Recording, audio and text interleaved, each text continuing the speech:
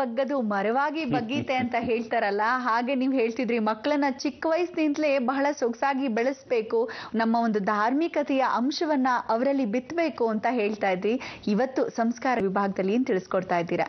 ಸಂಸ್ಕಾರದಲ್ಲಿ ಜೈ ಜನನಿಯ ತನುಜಾತೆ ಅಂತೀವಿ. ಆ ಜನನಿ ತಾಯಿ ಜಗನ್ಮಾತೆ.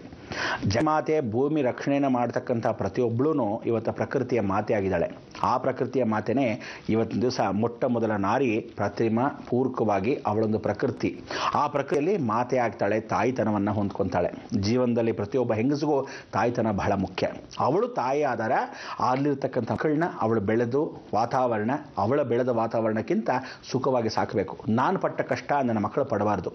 ಎಲ್ಲರೂ ತಾಯಿಯಂದ್ರೂ ಎಲ್ಲ ಮಕ್ಕಳಿಗೂ ಹೇಳ್ತಾ ಇದ್ದೀನಿ, ದಯವಿಟ್ಟು ನಿಮ್ಮಲ್ಲಿರ್ತಕ್ಕಂಥ ಅಭಿಲಾಷೆಗಳು ತಾಯಿ ತಂದೆ ಹತ್ರ, ಅಟ್ಲೀಸ್ಟ್ ಮಾತಾಡೋ ಮಕ್ಕಳು ನಿಮ್ಮ ತಾಯಿ ತಂದೆ ಹತ್ರ ಹೇಳ್ಕೋಬೇಕು.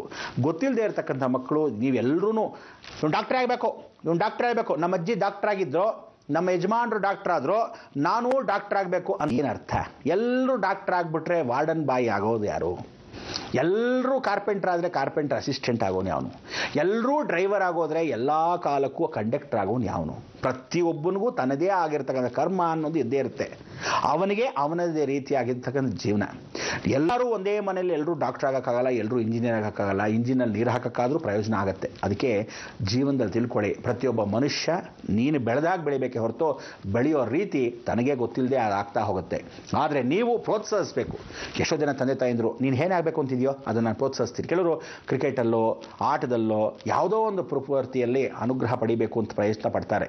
ಕೆಲವರು ಸಂಗೀತದಲ್ಲೋ, ಕೆಲವರು ಇನ್ಸ್ಟ್ರೂಮೆಂಟಲ್ಲೋ, ಕೆಲವು ವಿಶೇಷವಾಗಿ ನಾಟ್ಯದಲ್ಲೋ ಪ್ರಯತ್ನ ಪಡ್ತಾರೆ. ಕೆಲವು ವಿದ್ವತ್ತಲ್ಲೋ, ಯಾವ ಕಾಲಕ್ಕೂ ವಿದ್ಯೆಯಲ್ಲೋ ಓದ್ತಾನೇ ಇರ್ತಾರೆ ಭಾಳ ಜನ. ಅಂಥವ್ರಿಗೆ ಓದಿಸೋರಿರಲ್ಲ. ಅದಕ್ಕೆ ಹಲ್ಲಿದ್ದರೆ ಕಡಲೆ ಇಲ್ಲ, ಕಡಲೆ ಇದ್ದರೆ ಹಲ್ಲಿಲ್ಲ. ಆದರೆ ಇಂಥ ಒಂದು ಮಕ್ಕಳನ್ನ ಪ್ರತಿಯೊಬ್ಬರು ಕಬ್ಬಣವಾಗಿದ್ದಾಗಲೇ ಆಗಿದ್ದಾಗ ಕಬ್ಬಣವನ್ನು ಬೆಂಡ್ ಮಾಡಬೇಕು. ಅದಾದಮೇಲೆ ಕಬ್ಬಣ ಮತ್ತೆ ಬೆಂಡಾಗಕ್ಕೆ ಸಾಧ್ಯವಿಲ್ಲ, ಅಲ್ಲೇ ಗಟ್ಟಿಯಾಗ್ಬಿಡುತ್ತೆ. ಕಷ್ಟನೋ ಸುಖನೋ ಜೀವನದಲ್ಲಿ ಒಂದು ತಿಳ್ಕೊಳ್ಳಿ, ಮಕ್ಕಳಾದರೆ ಸುಖ. ಆ ಮಕ್ಕಳು ಬಂದ ತಕ್ಷಣ ಸುಖದಲ್ಲಿ ಮಕ್ಕಳನ್ನ ಹೇಗೆ ಬೆಳೆಸಬೇಕು? ಪ್ರೀತಿಯಿಂದ ಬೆಳೆಸಬೇಕು. ಪ್ರೀತಿ ಎಲ್ಲಿರಬೇಕು? ಒಳಗಿರಬೇಕು. ಕೆಲವರಿಗೆ ತುಂಬ ಪ್ರೀತಿನೂ ಓವರ್ ಆ್ಯಕ್ಟಿಂಗ್ ಜಾಸ್ತಿ ಮಾಡಬೇಡಿ. ಯಾಕೆಂದರೆ ತುಂಬ ಪ್ರೀತಿ ಮಾಡಿದಾಗ ನನಗೆ ಫಸ್ಟ್ ಮಗು ನಾನು ತುಂಬ ಚೆನ್ನಾಗಿ ನೋಡ್ಕೋಬೇಕು, ನಮ್ಮ ವಂಶದಲ್ಲೇ ದೊಡ್ಡ ಗಂಡು ಮಗು, ಇದೇ ಗಂಡು ಮಗು ಫಸ್ಟು, ಇಷ್ಟು ವರ್ಷ ಎಲ್ಲರಿಗೂ ಹೆಣ್ಮಕ್ಳಾಗಿದ್ದು ನಮ್ಮ ಗಂಡು ಮಗು, ತುಂಬ ಎತ್ತು ತಲೆ ಮೇಲೆ ಕೂಡಿಸ್ಕೊಂಡ್ಬಿಟ್ಟಿರಾ. ತಲೆ ಮೇಲೆ ಚಿಕ್ಕ ವಯಸ್ಸಲ್ಲಿ ಮಗುನ ಎತ್ಕೊಂಡು ಕೂಡಿಸ್ಕೊಳ್ಳಿ, ಬೇಡ ಅಂದರೆ 5 ವರ್ಷದ ಮಾತ್ರ.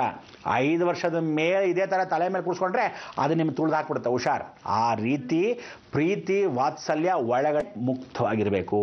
ಆದರೆ ಪ್ರೀತಿಗೆ ಸ್ಟ್ರಿಕ್ಟ್ನೆಸ್ಸು ಇರಬೇಕು. ಮಕ್ಕಳಿಗೆ ಇವತ್ತಿನ ದಿವಸ ಶಾಲೆಯಲ್ಲಿ ಎಲ್ಲರಿಗೂ ಹೇಳ್ತಾ ಇದ್ದೀನಿ, ಎಲ್ಲ ಟೀಚರ್ಸು ಮಕ್ಕಳನ್ನ ಶಿಸ್ತಾಗಿ ಕರೆಕ್ಟ್ ಟೈಮಿಗೆ ಬರ್ತಕ್ಕಂಥದ್ದು. Discipline is very important. ಅದಕ್ಕೆ ರಾಮಕೃಷ್ಣ ಪರಮಹಂಸರ ಆಶ್ರಮದಲ್ಲಿ ಇವತ್ತಿನ ದಿವಸ ಎಷ್ಟು ಡಿಸಿಪ್ಲಿನ್ ಅಂದರೆ ಆ ಭೂತವನ್ನ ಭವಿಷ್ಯತಿ. ಯಾವ ಕಾಲಕ್ಕೂ ಆ ಡಿಸಿಪ್ಲಿನ್ ಎಲ್ಲೂ ಸಿಗಕ್ಕೆ ಸಾಧ್ಯ ಇಲ್ಲ. ಆಮೇಲೆ ಮಕ್ಕಳು ಎಷ್ಟು ಚೆನ್ನಾಗಿ ಅಂತ ನೀವು ನೋಡಬೇಕು ಅಂದರೆ ಋಷಿ ಪ್ರಭಾಕರ ಆಶ್ರಮ ಅಂತ ಇದೆ. ಇವತ್ತಿನ ದಿವಸ ಬೆಂಗಳೂರಿಗೆ ಯಾರು ಬರ್ತಿರೋ ದಯವಿಟ್ಟು ಇಲ್ಲಿಂದ ಒಂದು ಸುಮಾರು 40 ಕಿಲೋಮೀಟರ್ ದೂರ ಹಾರೋಹಳ್ಳಿ ಅಂತಿದೆ, ಕನಕಪುರ ಹತ್ರ. ಅಲ್ಲಿಂದ ಒಳಗೆ ಹೊಡೆದ್ರೆ ಮರಳವಾಡಿ ಅಂತಿದೆ. ಈ ಕ್ಷೇತ್ರಕ್ಕೆ ಹೋಗಿ ನೋಡಿ, ನಿಜವಾಗ್ಲೂ ಅನ್ನಪೂರ್ಣೇಶ್ವರ ವಿಗ್ರಹ ಇದೆ. ತದನಂತರ ಆ ಮಕ್ಕಳನ್ನ ನೀವು ನೋಡಬೇಕು, ಹೇಗೆ ಮಕ್ಕಳನ್ನ ಬೆಳೆಸಬೇಕು ತಂದೆ ತಾಯಿಂದರು ಅನ್ನೋದು ಋಷಿ ಪ್ರಭಾಕರ್ ಗುರುಜಿ ಹತ್ರ ಕಲಿಬೇಕು. ನಾವೆಲ್ಲ ಕ್ಲಾಸಸ್ಸಲ್ಲಿ ಮಾಡ್ತಾ ಇದ್ದಾಗ ಗುರುಗಳು ಬಹಳ ಚೆನ್ನಾಗಿ ಹೇಳ್ಕೊಡ್ತಕ್ಕಂಥದ್ದು. ಅಂದರೆ ರವಿಶಂಕರ್ ಇವತ್ತೇನಿದ್ದಾರೆ ಶ್ರೀ ಅವ್ರಿಗೂ ಗುರುಗಳಾಗಿರ್ತಕ್ಕಂಥವ್ರು. ಇವರು ನಿಜವಾದ ವಿಶ್ವವಾಗಿರ್ತಕ್ಕಂಥ ಒಂದು ಪ್ರೀತಿ ವಾತ್ಸಲ್ಯದಲ್ಲಿ ಬೆಳೆಸ್ತಕ್ಕಂಥ ಗುರುಗಳು. ಇವರು ನಾವುಗಳು ನೋಡದೇ ಇರತಕ್ಕಂಥ ಪ್ರೀತಿ ವಾತ್ಸಲ್ಯನ ತಾಯಂದ್ರ ಅಂತ ತುಂಬ್ತಾರೆ. ತಾಯಂದ್ರು ಮಕ್ಕಳನ್ನ ಹೇಗೆ ಬೆಳೆಸಬೇಕು ಅಂತ ಅಲ್ಲಿ ಹೇಳ್ಕೊಡ್ತಾರೆ. ನಿಮಗೆ ಅಕಸ್ಮಾತ್ ಒಳ್ಳೆ ಐಶ್ವರ್ಯ ರಾಯ್ ಮಗು ಬೇಕಾ? ಆ ಪ್ರೀತಿ ಹೇಗೆ ಬರುತ್ತೆ ಅಂದರೆ ಯದ್ವಂ ತದ್ಭವತಿ. ಚೈನಾನಲ್ಲಿ ಇವತ್ತು ಚಂದ್ರನ ಮುಖಾಂತರವಾಗಿ ನನ್ನ ಮಗು ಡಾಕ್ಟರ್ ಆಗಬೇಕು, ನನ್ನ ಮಗು ಇಂಜಿನಿಯರ್ ಅಂದರೆ ತಾಯಿನಲ್ಲೇ ಬೆಳೆಸ್ತಾರಂಥದ್ದು. ಅವಳು ಗರ್ಭದಲ್ಲೇ ಇದ್ದ ಆ ಮಗು ನಿಜವಾಗ್ಲೂ ಐಶ್ವರ್ಯ ರಾಯ್ ಥರನೇ ಬರುತ್ತಂತೆ. ಇವನು ಭೀಮನ್ ಥರನೇ ಇರಬೇಕು, ಗುಂಡಿಗೆ ನನ್ನ ಮಗ ಅಂದಾಗ ಭೀಮನ್ ಥರ ಅಂದರೆ ತಾಯಿನಲ್ಲೇ ಮಾಡ್ತಾರೆ. ಇದನ್ನು ಮನೋಚಂದ್ರಕ ಅಂತ ಹೇಳ್ತಾರೆ. ಅಲ್ಲೊಂದು ವಿದ್ಯೆ, ಅದು ಆ ವಿದ್ಯೆನ ಹೇಳ್ಕೊಡ್ತಾರೆ. ತಾಯಿಂದ್ರೆ ಮಕ್ಕಳು ಬೆಳೀತಾ ಹೇಗೆ ಪ್ರೀತಿಸಬೇಕು ಇದನ್ನೆಲ್ಲ ಹೇಳ್ಕೊಡ್ತಾರೆ. ಎಲ್ಲ ಸಾರ್ವಜನಿಕರು ಏನು ನೋಡ್ತಾ ಇದ್ದೀರಾ ಕಾರ್ಯಕ್ರಮ, ಮಕ್ಕಳನ್ನ ಹೇಗೆ ಬೆಳೆಸೋದು, ಜೀವನದಲ್ಲಿ ಮಕ್ಕಳು ಮುಂದೆ ಬರಬೇಕು. ಇವತ್ತೇನು ಹೇಳ್ತೀರಾ, ನಾಡಿನ ಮುಂದಿನ ದಿವಸಗಳ ಮಕ್ಕಳೇ ಪ್ರಜೆಗಳು ಅಂತ ಹೇಳ್ತಿರ್ತೀರ. ಆ ಪ್ರಜೆಗಳಿಗೆ ನೀವೇನು ಮಾಡಬೇಕು, ಇವತ್ತಿನ ದಿವಸ ಒಳ್ಳೆ ಪೀಠಿಕೆಯನ್ನು ಹಾಕಿ ಒಳ್ಳೆ ಚೆನ್ನಾಗಿ ಬೇಸ್ಮೆಂಟ್ ಹಾಕಿದ್ರೇ ಚೆನ್ನಾಗಿ ಭದ್ರವಾಗಿರೋದು ಬಿಲ್ಡಿಂಗು. ನೀವು ಬೇಸ್ಮೆಂಟೇ ಚೆನ್ನಾಗಿಲ್ಲ, ಈಗ ಪಾಯನ ಅಲ್ಲಾಡ್ತಾ ಇದ್ರೆ ಏನಿರುತ್ತೆ, ಎಲ್ಲ ದಡ ಅಂತ ಕೆಳಗೆ ಬಿದ್ದು ಹೋಗ್ತವೆ. ಅದಕ್ಕೆ ಎಷ್ಟೋ ಜನ ಶಾಲೆಗಳಲ್ಲಿ ನಾನು ಹೇಳ್ತಾ ಇದ್ದೀನಿ, ಎಜುಕೇಷನ್ ಸರಿಯಾಗಿ ಮಾಡ್ತಾ ಇಲ್ಲ.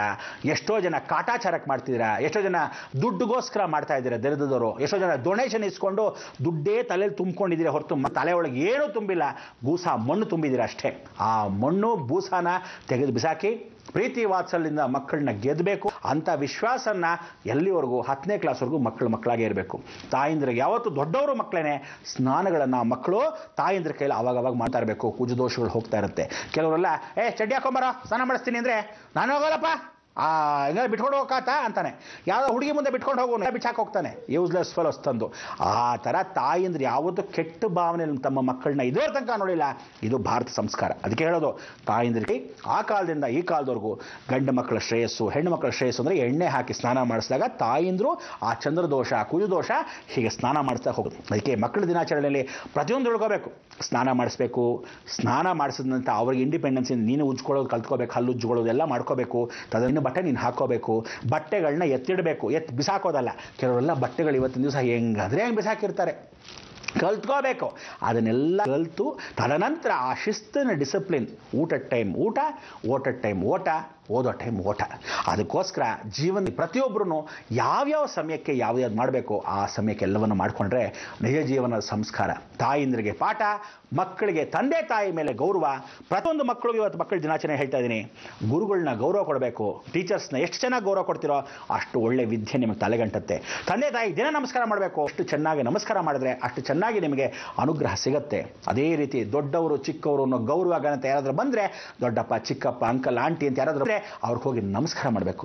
ಅಪ್ಪ ಚಿಕ್ಕಪ್ಪ ಸೋದರತ್ತೆ ನಮಸ್ಕಾರ. ಆ ಥರ ಒಂದು ನಮಸ್ಕಾರವನ್ನು ಸದ್ಭಾವನೆ ಕಲಿಸ್ಬೇಕು. ಹಾಯ್ ಬಾಯ್ ಅನ್ಕೊಂಡು ಹೋಗೋದಲ್ಲ. ಈ ರೀತಿ ಹೊರಭಾಗದಲ್ಲಿ ನಮ್ಮ ಆಂಗ್ಲ ಸಂಸ್ಕಾರಗಳು ನಮ್ಮ ಭಾರತ ದೇಶಕ್ಕೆ ಬೇಡ. ಹಳೆಯ ಸಂಸ್ಕಾರಗಳ ತರ್ತಕ್ಕಂಥ ವಿಚಾರಗಳನ್ನ ಸಾಕಷ್ಟು ನೋಡಬೇಕು, ಕಲ್ತ್ಕೋಬೇಕು ಅಂತ ಹೇಳಿದ್ರೆ ಜೀವನದಲ್ಲಿ ಒಂದು ಸಲ ಆ 100 ಎಕರೆ ಜಾಗದಲ್ಲಿ ಇವತ್ತು ಕಾಡಿನಲ್ಲಿ ಋಷಿ ಪ್ರಭಾಕರ್ ಅವರು ಮರಳವಾಡಿ ಅನ್ನೋ ಕ್ಷೇತ್ರ ಆರೋಹಳ್ಳಿ ಕನಕಪುರದ ಹತ್ರ ಹೋಗಿ ನೋಡಿ. ನಿಜವಾಗ್ಲೂ ಪ್ರೀತಿ ವಾತ್ಸಲ್ಯ ಮಕ್ಕಳಲ್ಲಿ ಹೇಗೆ ತುಂಬಬೇಕು, ಮಕ್ಕಳು ಅದೇ ಗೌರವ ಘನತೆ ದೊಡ್ಡವರಿಗೆ ಹೇಗೆ ಕೊಡಬೇಕು, ತಾಯಿ ಮಕ್ಕಳಲ್ಲಿ ಪ್ರೀತಿ ವಾತ್ಸಲ್ಯ ಹೇಗೆ ಬೆಳಿಬೇಕು ಅನ್ನೋದನ್ನ ಅಲ್ಲಿ ಕಲಿಸ್ಕೊಡ್ತಾರೆ. ಇದನ್ನು ನೋಡಿ ಇವತ್ತು ಅದು ಉಳಿದಿದೆಯಲ್ಲ ಅನ್ನೋದಕ್ಕೆ ಸಂತೋಷ ಪಡಬೇಕು. ನಮ್ಮ ಭಾರತ ದೇಶ ಸಂಸ್ಕಾರಗಳು ಇಂಥ ಒಂದು ಸಂಸ್ಕಾರ ಮುಂದಿನ ದಿವಸಗಳಲ್ಲಿ ನಾವು ಇಟ್ಕೊಂಡಿದ್ದೀವಿ. ಇವತ್ತಿನ ದಿವಸ ಆ 8300 ಮಕ್ಕಳು ಏನಿದ್ದಾರೆ ಆ ಕೃತಜ್ಞತಾ ಸ್ವರೂಪದಲ್ಲಿ ಎಷ್ಟೋ ಜನ್ಮದ ಋಣದಿಂದ ಕಿಂಚಿತ್ ನಿಮ್ಮಲ್ಲಿರ್ತಕ್ಕಂಥ ಅನಾಥ ಮಕ್ಕಳಿಗೆ ಎಷ್ಟೋ ಜನಕ್ಕೆ ಇರ್ತಾರೆ, ಅವ್ರಿಗೆ ವಿದ್ಯೆಗಳಿರಲ್ಲ. ದಯವಿಟ್ಟು ಎಲ್ಲರನ್ನೂ ಕಾಪಾಡಿ ರಕ್ಷಣೆ ಮಾಡಿಕೊಡಿ. ಈ ಅನಾಥ ಮಕ್ಕಳು ಎಲ್ಲೋ ಕೂತಿರ್ತವೆ. ಆ ಮಕ್ಕಳ ಕೈಯಲ್ಲಿ ದಯವಿಟ್ಟು ಮಕ್ಕಳ ದಿನಾಚರಣೆಗೆ ಒಂದು ಹೇಳ್ತಿದ್ದೀನಿ, ಯಾವ ಕೈಯಲ್ಲೂ ಕೆಲಸಗಳು ಮಾಡಬೇಡಿ. ಚೈಲ್ಡ್ ಲೇಬರ್ನ ಯಾವ ಕಾಲಕ್ಕೂ ಮಾಡಿಸ್ಬೇಡಿ.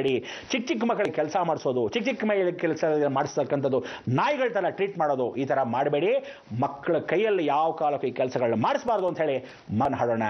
ಲೋಕವೆಲ್ಲ ಸುಭಿಕ್ಷವಾಗಿರಲಿ ಅಂತ ಹೇಳ್ತಾ, ಲೋಕ ಸಮಸ್ತ ಸುಖಿನೋ ಭವಂತು, ಸನ್ಮಂಗಳಾನಿ ಭವಂತು.